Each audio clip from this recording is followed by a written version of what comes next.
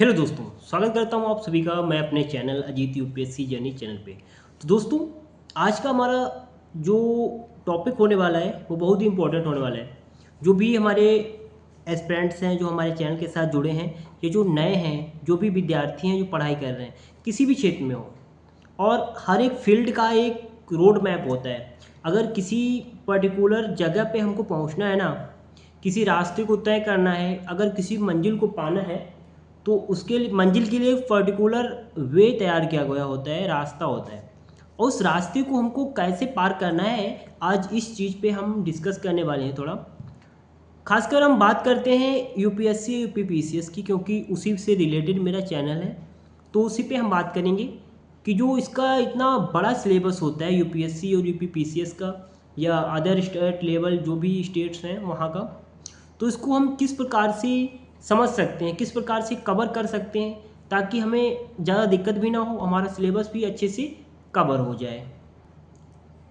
तो मैं सबसे पहले अपना इंट्रो दे देता हूँ, क्योंकि आगे बढ़ने से पहले मैं आप मेरे बारे में जान जाइए, ठीक है? तो सबसे ज़्यादा अच्छा है। देखो, मेरा नाम अजीत है और मैं यूपीएससी की तैयारी कर रहा हूँ। आज 3 वर्ष हो गए हैं मुझे को, क्योंकि मैं यूजी से स्टार्ट कर दिया था, यूजी थर्ड ईयर से, जब मैं फाइनल ईयर था यूजी का। उसके बाद मेरा पीजी हो गया है, पीजी सेकेंड वर्ष चल रहा है, तो लगभग समथिंग 3 ईयर हो गए हैं अच्छे से मुझे तैयारी करते हुए।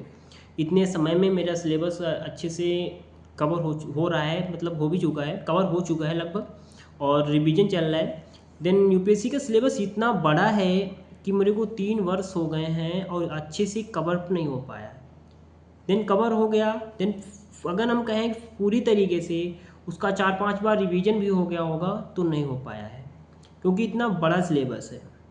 और हाँ, जब इतने समय में नहीं हो पाया है, या मतलब होने में अभी कुछ कसर बाकी है, तो इसका मेन रीज़न ये है कि मैंने यूजी में जो मेरा बीए चल रहा था, तो मैंने इस पर ज़्यादा फोकस नहीं किया था। देन मैं बीए पे ही मेरा फोकस रहा था। मैं इसका नाम हो गया था कि हाँ, प्रिपरेशन कर रहा हूँ यूपीएससी की, बट मैंने इतना फोकस नहीं किया। अभी मैं पीजी में आया था तो 1 वर्ष हुआ है मेरे को। तब 1 वर्ष से मैंने अपना सिलेबस वगैरह, बाकायदा नोट्स वगैरह पूरा अच्छे से कवर अप करना स्टार्ट किया है। तो 1 साल में मेरा सिलेबस नहीं कंप्लीट हो पाया है, मैं सच बोलूँ तो अच्छे तरीके से बहुत सी चीज़ें भी रह गई हैं।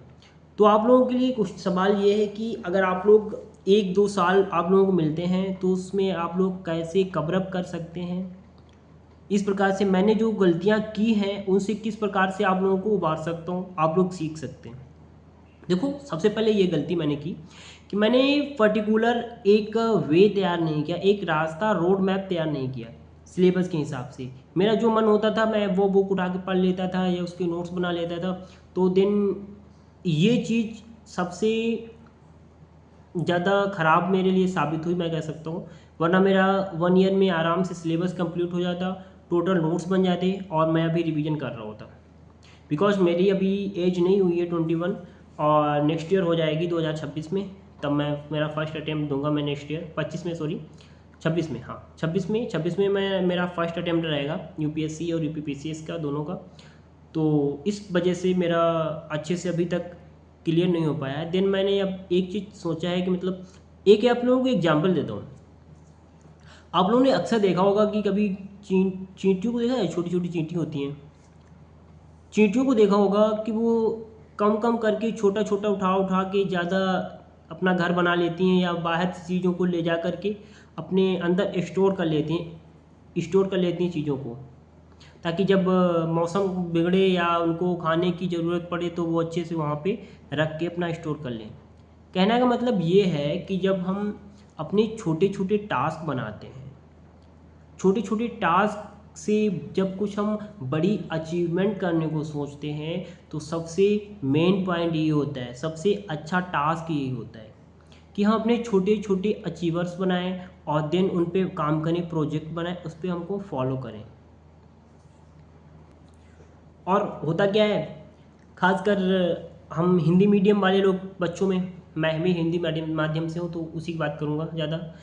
तो हिंदी माध्यम के बच्चों में होता क्या है कि हम लोगों को जो सब्जेक्ट अच्छा लगता है, फेवरेट होता है, तो हम लोग बार बार उसी को पढ़े जा रहे हैं, बाकी जो डिफ़िकल्ट सब्जेक्ट होते हैं वो हमारे रह जाते हैं।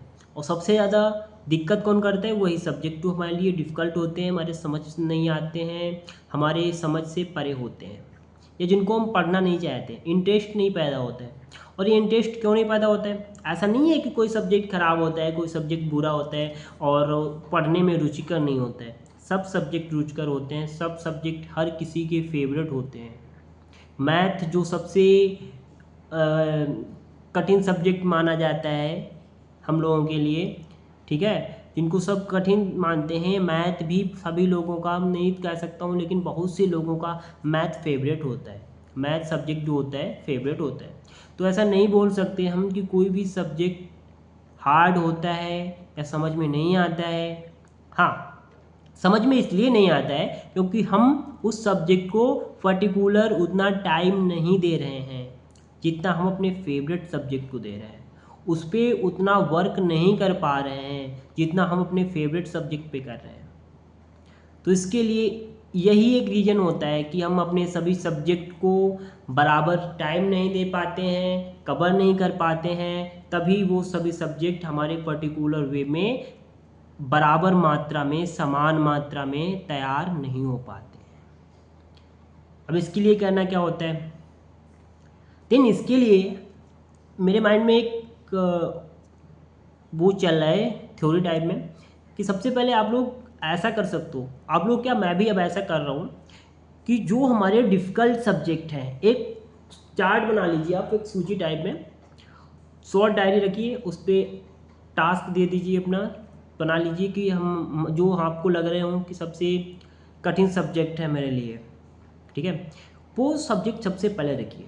उन सब्जेक्ट को टारगेट करिए कि उन सब्जेक्ट को सबसे पहले ख़त्म करें हम। देन जब बाद में समय बचता है, एग्ज़ाम के पास आ जाते हैं, तो जो हमारा फेवरेट सब्जेक्ट है वो तो फेवरेट है ही।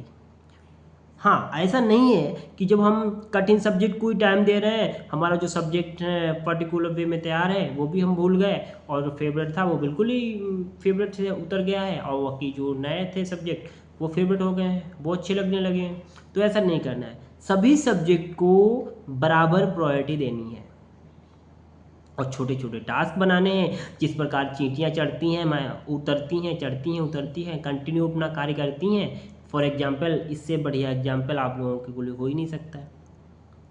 मतलब निरंतरता यूपीएससी यूपीपीसीएस के लिए आवश्यक है, निरंतरता, धैर्य, साहस, कंटिन्यूटी। अगर ये चीज़ें हम लोगों की लाइफ में हो गई, सभी की लाइफ में, मेरे भी लाइफ में, अपनी बात कर रहा हूँ मैं भी, ये नहीं मैं कोई बड़ा वो प्रोफेसर नहीं हूँ, या मैं अभी कुछ हो नहीं गया हूँ जो मैं आप लोगों को आईना दिखा रहा हूँ। ये आईना मेरे लिए भी है, मैं खुद देख रहा हूँ, मैं खुद की भी बात कर रहा हूँ, आप लोगों में ही जोड़ रहा हूँ मैं। शायद हो सकता है आप लोगों से मेरा थोड़ा अनुभव ज़्यादा हो, या आप लोगों का किसी का अनुभव ज़्यादा हो, तो वो अलग मैटर करता है, लेकिन हम सभी लोग हैं तो एक ही फील्ड के ना। तो आप लोगों को शायद मेरी कुछ बातों से कुछ ना कुछ समझ में आया होगा, आप लोग समझ सकते हो मैंने क्या कहना चाहता हूँ, मेरा मीन क्या है। देन हाँ, आप लोगों के लिए एक इन्फॉर्मेशन थी मेरे पास, एक गुड न्यूज़ थी, और कि आप लोगों को जो हिंदी माध्यम से हमारे जो भाई और बहन हैं, वो नोट्स के लिए इधर उधर भटक रहे होंगे, तो मेरे प्रॉपर वे में नोट्स तैयार हैं, हैंड रिटन नोट बहुत ही अच्छे वे में। मैंने फुल मैपिंग के नोट्स, जहाँ पे मुझे ज़रूरत लगी कि यहाँ पे मैप बनाना है, डायग्राम बनाना है, डाटा ऐड करना है, करंट का ऐड करना है, डायग्राम ऐड करना है, तो वहाँ पे टोटल चीज़ें मैंने ऐड की हुई हैं बहुत ही अच्छे वे में। मेरे उस पर इसी यूट्यूब चैनल पे शॉर्ट में आप लोगों को दिख भी जाएंगे, कुछ मैंने वीडियोज़ बनाई हैं, ज़्यादा नहीं बना पाया क्योंकि मेरा एक पर्टिकुलर एक ग्रुप है, वहाँ पे हमारे काफ़ी स्टूडेंट्स जुड़े हुए हैं, वहाँ पे मैं शेयर करता रहता हूँ हर एक सब्जेक्ट के नोट्स। और आंसर राइटिंग सीरीज़ चल रही है अभी हमारी, आंसर राइटिंग सीरीज़ में हम लोग वहाँ पे वर्क कर रहे हैं, डेली 1-2 क्वेश्चन लिख करके डाल रहा हूँ। और वहाँ पे आप लोग अगर जिन चीज़ों को स्टार्टिंग से करना स्टार्ट कर देते हो, तो आप लोगों को आंसर लिखने में वहाँ पे कोई दिक्कत नहीं होगी। आंसर की जो बॉडीज होती हैं, स्टार्टिंग, बीच की, मध्य और लास्ट का जो कंक्लूजन लिखना होता है, ये आपको एग्जाम में नहीं सोचना होता है, सोचना हो पाएगा अगर आप स्टार्टिंग से आंसर राइटिंग करना सीख जाओगे या स्टार्ट कर दोगे। क्योंकि एग्ज़ाम हॉल में आपको इतना समय नहीं मिलता है, इतना वक्त नहीं मिलता है सोचने का कि हम स्टार्टिंग में क्या लिखें, बीच में क्या लिखना है, क्या नहीं लिखना है। तो ऐसे आप करोगे तो आपके आधे से ज़्यादा आंसर छूट जाएंगे या अधूरे रह जाएंगे, या उनमें कोई मतलब क्या कहते हैं उसको, क्रमबद्ध तरीका नहीं होगा, इधर उधर हो जाएगा। तो आप लोगों के मार्क्स मिलना और उसमें कम रैंक अचीव करना दुष्कर हो जाएगा भाइयों। तो मैं आप सभी को गाइडेंस देता हूँ, मतलब आप सभी से प्रेयर करता हूँ कि आप लोग ज़रूर इस चीज़ को लाभ उठाए जो मैं मेरा ग्रुप चला रहा है, मैं ग्रुप पे चल रहा है कि आंसर राइटिंग प्रैक्टिस, और वहाँ पे नोट्स भी आप लोगों को प्रोवाइड हो जाते हैं अच्छे तरीके से, कोई दिक्कत नहीं होती है, ठीक है। करंट अफेयर्स का भी वहाँ पे मैं डालवाता रहता हूँ, PYQ भी वहाँ पे पढ़ जाते हैं, कोई दिक्कत नहीं होती है। खासकर क्या, हिंदी में जो हिंदी मीडियम से हमारे भाई बहन हैं उनके लिए ये चीज़ है। बाकी इंग्लिश मीडियम तो आगे है ही, बट हमारा हिंदी मीडियम काफ़ी पिछड़ रहा है, तो मैंने उसके लिए यहाँ ये पे छोटा सा प्रयास यहाँ पे स्टार्ट किया है, ठीक है। तो आप लोग ज़रूर जुड़ें, मेरा नंबर आप लोगों को कमेंट बॉक्स में मिल जाएगा, वरना आप लोगों को लिख लीजिए, वहाँ पे मैसेज कर सकते हो, व्हाट्सएप मैसेज, मैं आपको ग्रुप में ऐड कर देता हूँ, ठीक है। नंबर है 995803463737। ये मोबाइल नंबर व्हाट्सअप नंबर है, ओनली व्हाट्सअप मैसेज कर सकते हो आप मेरे को, क्योंकि टाइम नहीं मिलता है, कॉल वॉल नहीं करिए आप लोग, ठीक है। व्हाट्सअप मैसेज कर दीजिएगा, मैं आपको ग्रुप में ऐड कर दूँगा, ठीक है। 9580346737, 9580346737, ठीक है। तो बेस्ट ऑफ लक आप सभी को, आप सभी स्वस्थ रहिए, मस्त रहिए, और आप सभी का जो सपना है उसको जरूर साकार कीजिए, अपनी जर्नी को एक बेहतर आयाम दीजिए, फटाफट कंटिन्यू रखिए। Thank you all of you, best of luck, स्वस्थ रहिए, मस्त रहिए। जय श्री कृष्ण, राधे राधे।